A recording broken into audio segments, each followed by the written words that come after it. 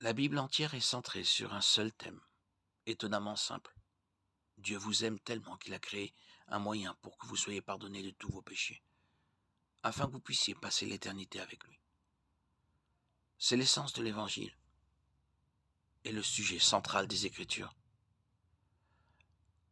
La parole écrite de Dieu est destinée à nous aider à comprendre cette bonne nouvelle.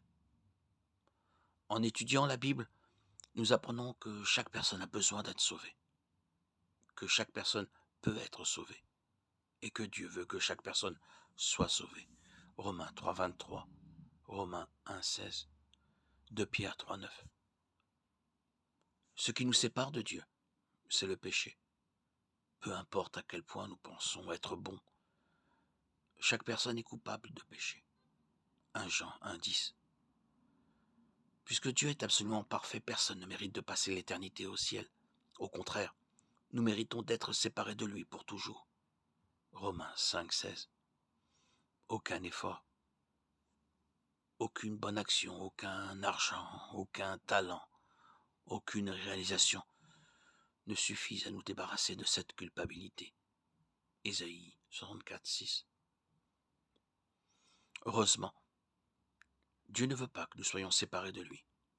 C'est pourquoi il a créé un moyen de réparer ce qui est brisé. Jean 3, 16, 17. Ce seul et unique moyen est la foi en Jésus-Christ. Jean 14, 6. Dieu lui-même est venu sur terre en tant qu'être humain, menant une vie parfaite et sans péché. Hébreux 4, 15. Il est mort volontairement en sacrifice pour payer la dette de nos péchés. 2 Corinthiens 5, 21.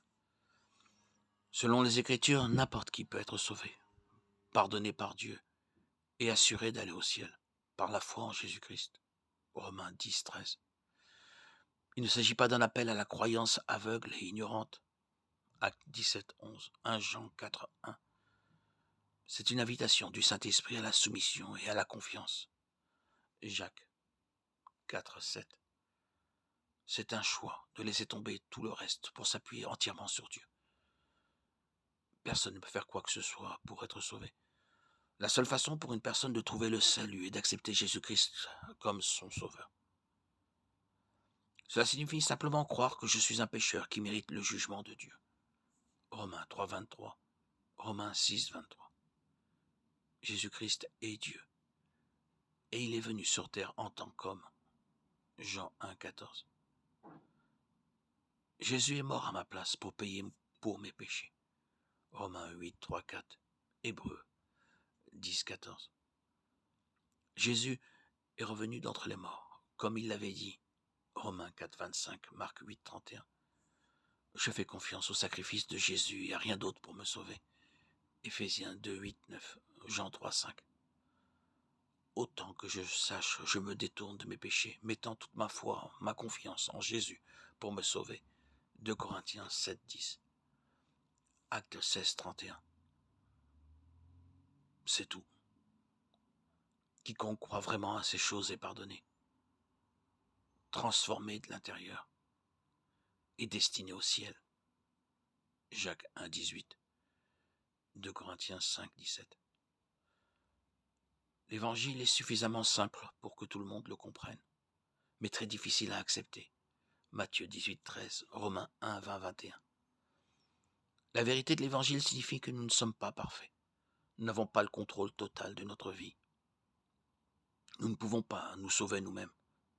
Nous avons besoin de quelque chose de plus que nous